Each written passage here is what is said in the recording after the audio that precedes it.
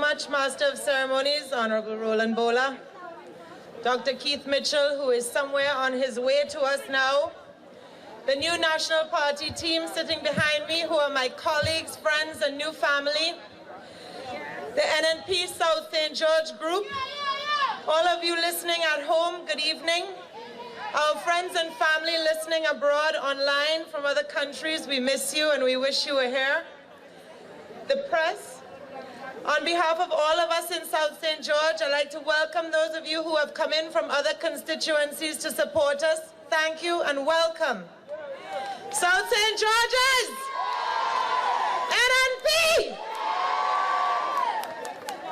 Well, you all have been asking for a meeting for some time now, so finally we're here.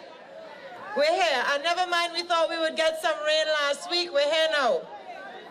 This is our country, and we have the right to question how the government runs this place, and we are simply not satisfied.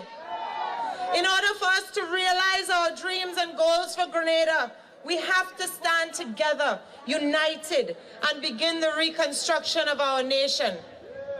We will recover, regain the respect of our neighbors, and get back on track, but only if the new National Party is at the helm. Every man, woman, and child in this tri-island state deserves to live in a progressive, stable, safe country. We need opportunities for education, healthcare, and jobs. We must do better. We can do better. Be proud. You know NNP never let you down.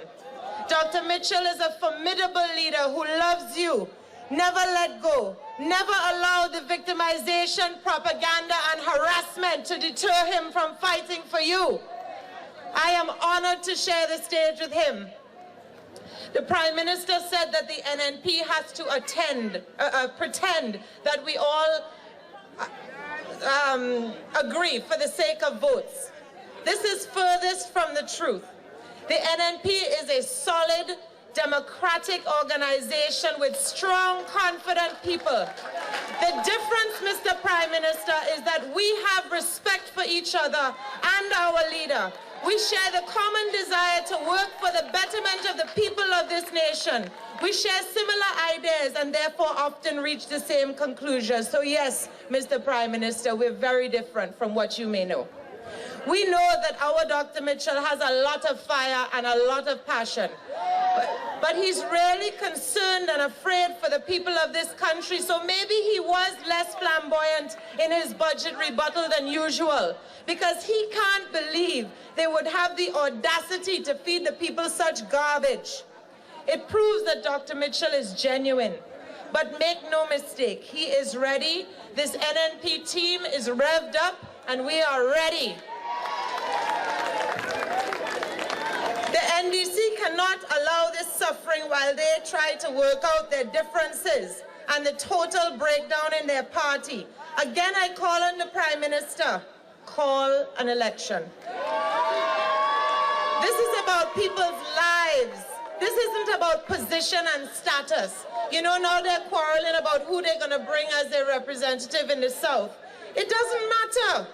Our focus is not on them and their confusion. Our focus is on you. Besides, a party with no synergy and no common goal can be of no use, as we have seen. So it doesn't matter who they bring.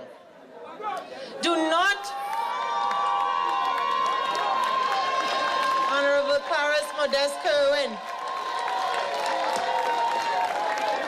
another pillar in the powerhouse.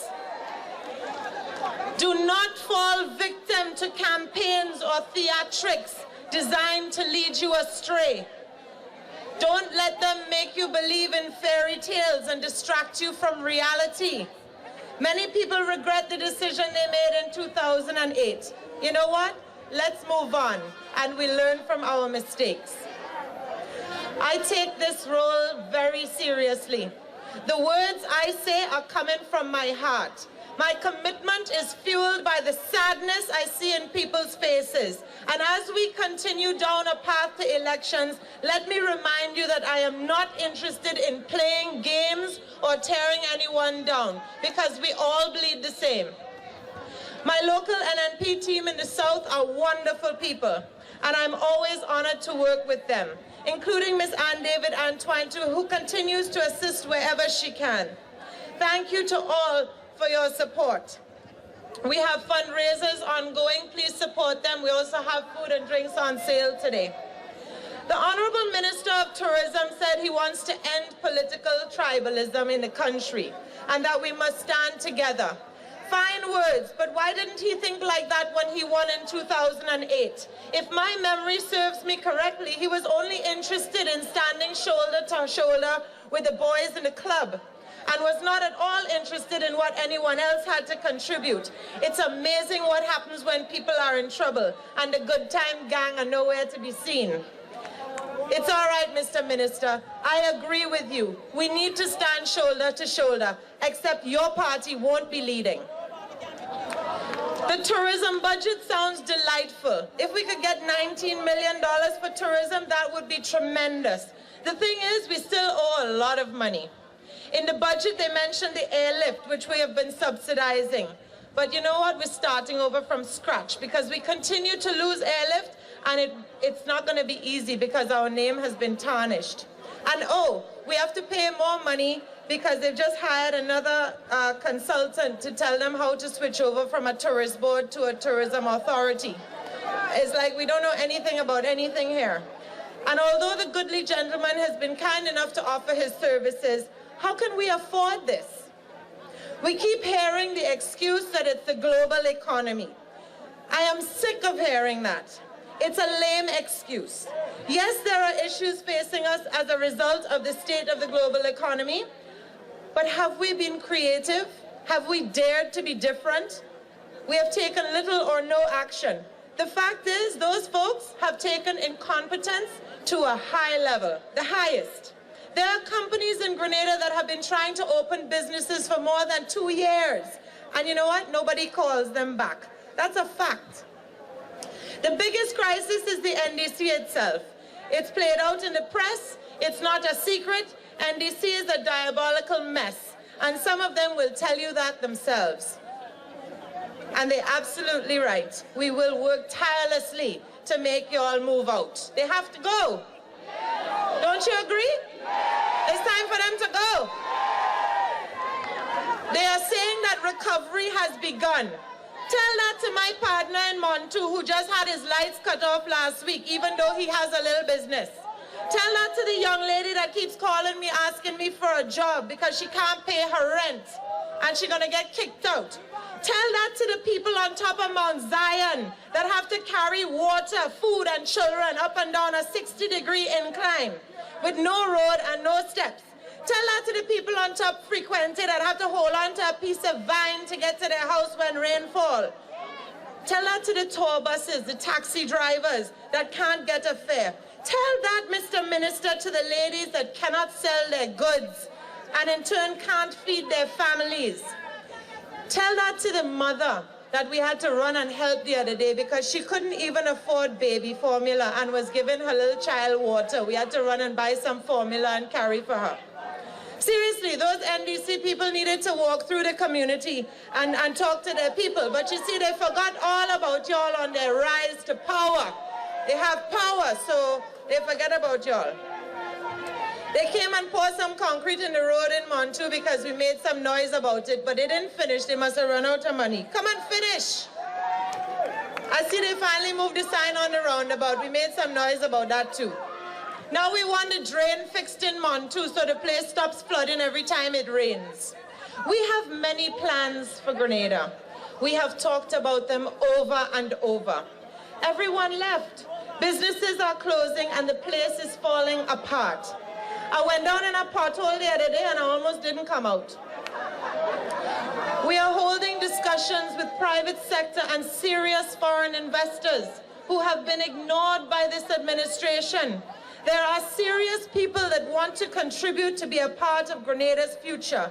They sit ready to move forward. They will create jobs and possibilities for us.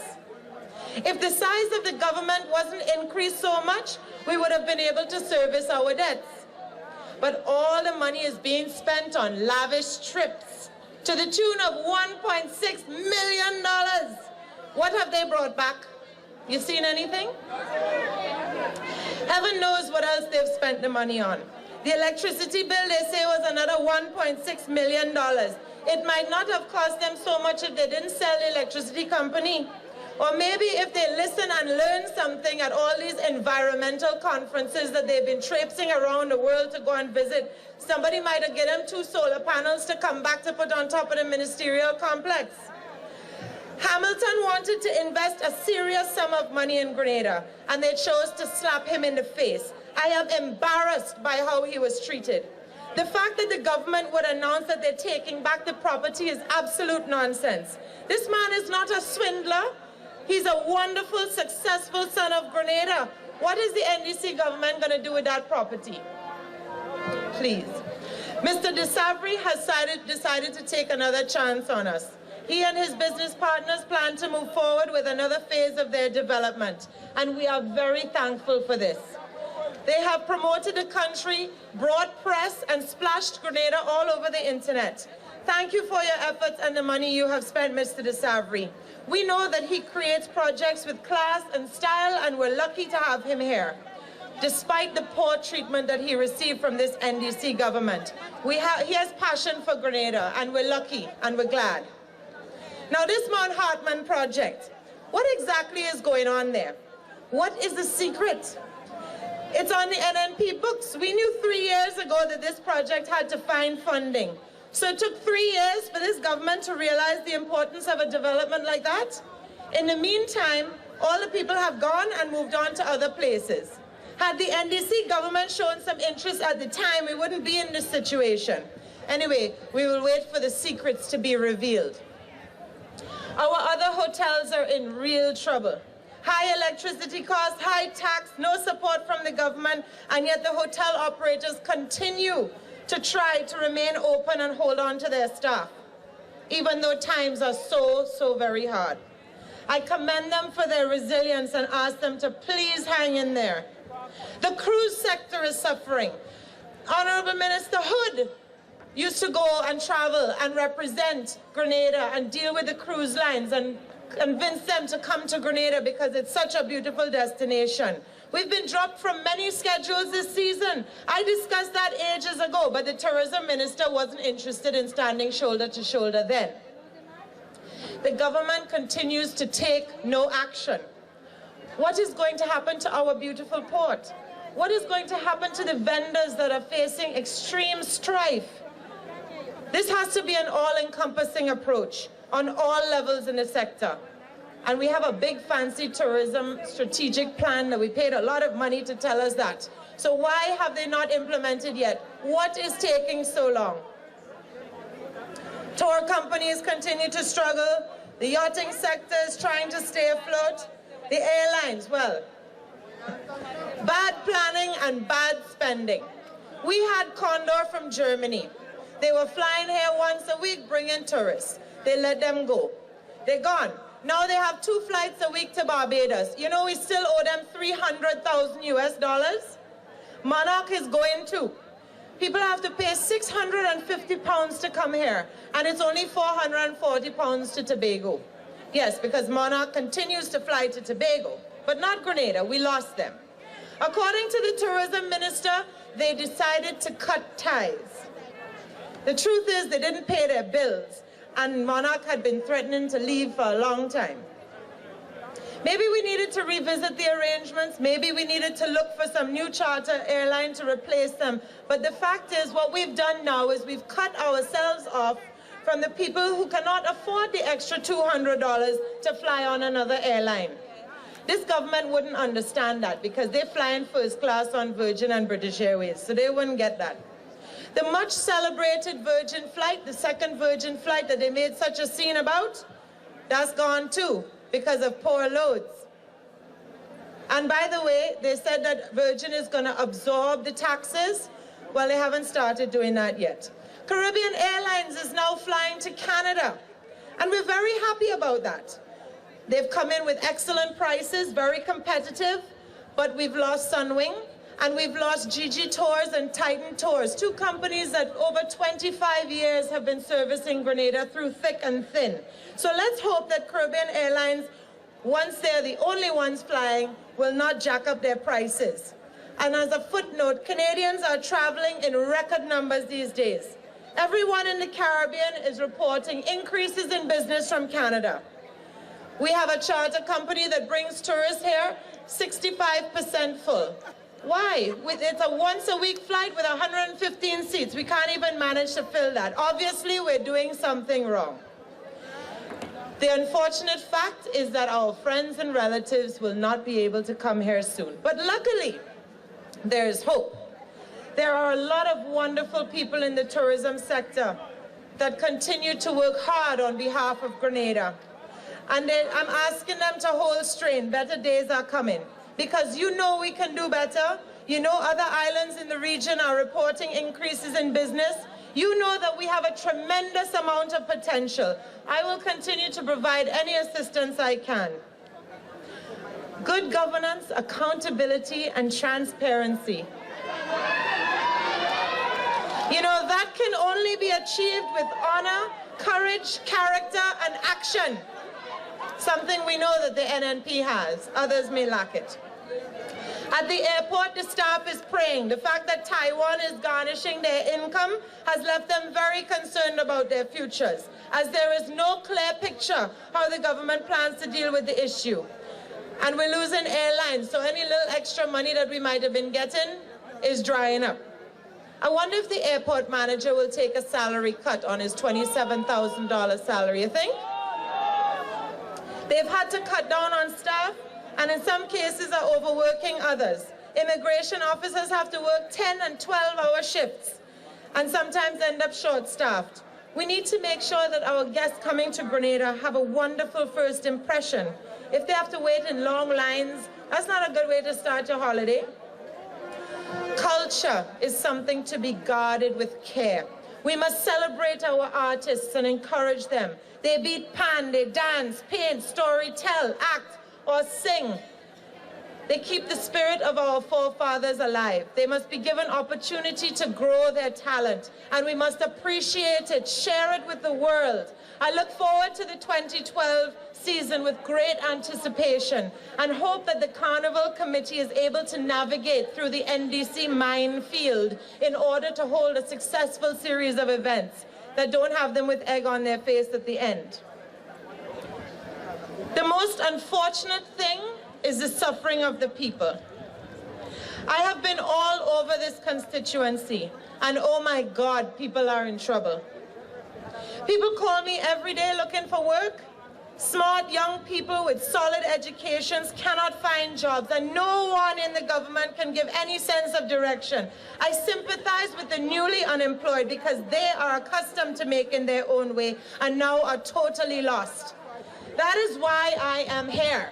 I can't stand to see it happening. Children are suffering. The elderly are suffering. This is not a game. People genuinely need help. There is a new level of desperation in Grenada. But you know what makes me so proud? That people, although they are struggling and have been abandoned by their government, are helping each other. You're sharing, you're looking in on your neighbors, and there is a lot of love in this place, and that moves me every day. My vision, I want to see hustle and bustle on a Monday morning as happy, healthy people go to work. I want to see the shops doing well because people can afford to buy. I want to see this place lit up like a Christmas tree because everyone can afford to pay their light bill. I want to see children laughing and playing in the parks in the afternoon when they come from school and hear their mothers calling them because there's food on the table. The library should be full of young people studying for their future. I like to see the tourists passing by in buses and on tours, smiling because they've enjoyed our magnificent island and our people. I want to call a hotel to try to book a friend and be told that they're full to capacity. How about sitting with your friends in the National Stadium and feeling your heart skip a beat as it swells with pride when the maximum capacity crowd roars for the West Indies cricket team that just played a game in St. Vincent today? I want to live in a country where we respect and appreciate each other, the elderly, and those in authority. Grenada is a blessed place, and all these things can be reality if we put our heads together, uncomplicate things, and get moving. So here we are, it's March 2012. We can't do this alone. We need you. You must register to vote. The South offices are located in the Limes Gap and the other in Cafe Junction. I have some questions for you. We need a party that understands how to make things happen. What party is that? Tell me again. Are we satisfied with the way things are? So are you going to get yourself registered? Do you believe that we are going to fight hard for this country? Listen, I love you all. I wish you a wonderful week ahead. Stay positive. Keep your chin up and know that we are here for you. The NNP train is on the move and enough is enough.